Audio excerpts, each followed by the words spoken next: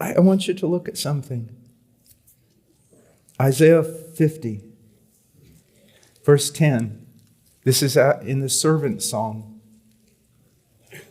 Who is among you that fears the Lord, that obeys the voice of his servant? Man, you are in a right relationship with God if this is you. You fear the Lord, that obeys the voice of his servant. That's the Son. You've obeyed the voice of his Son when he said, rise and live.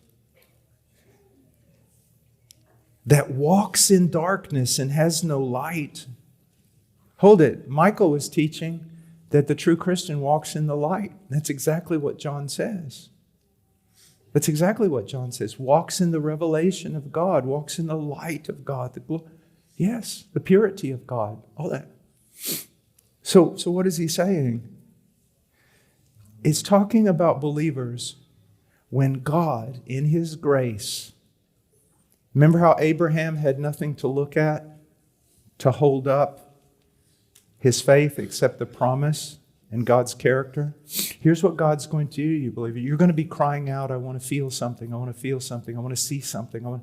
And there are times when things like that, a sense of the presence of God, are entirely appropriate, wonderful, and needful. But when you really start getting into the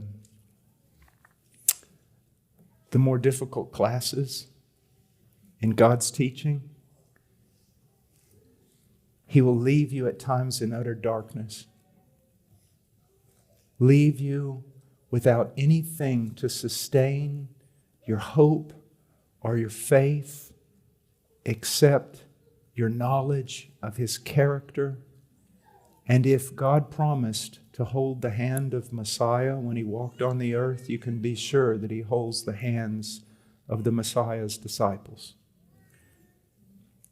So let him trust in the name of the Lord and rely on his God. Let him do that.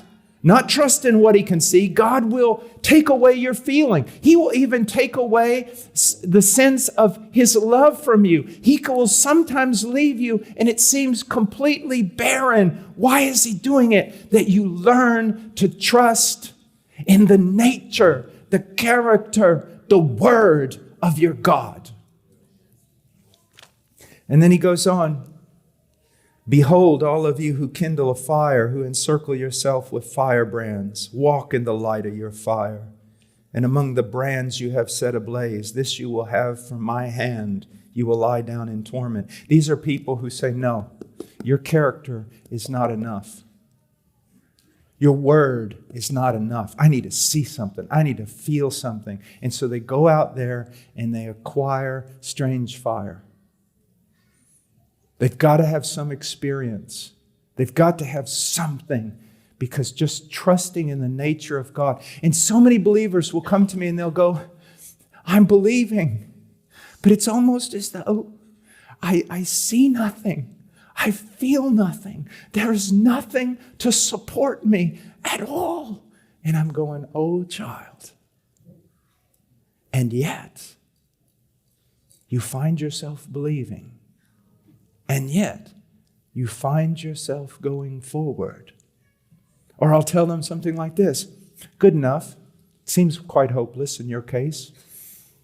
Did you drink and party before you became a Christian? Oh, yes, I did. We'll go back to it. If I was you, let's eat and drink, for tomorrow we die. I can't do that. No, really go. Open door. I'll look up some in the yellow pages or get on the internet for you. Go out and have a bang-up time.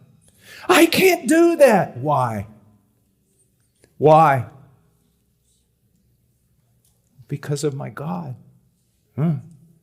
Sounds to me like God is making you a spectacle at this moment. And he's very happy because he has left you with nothing. He's drawn from you everything.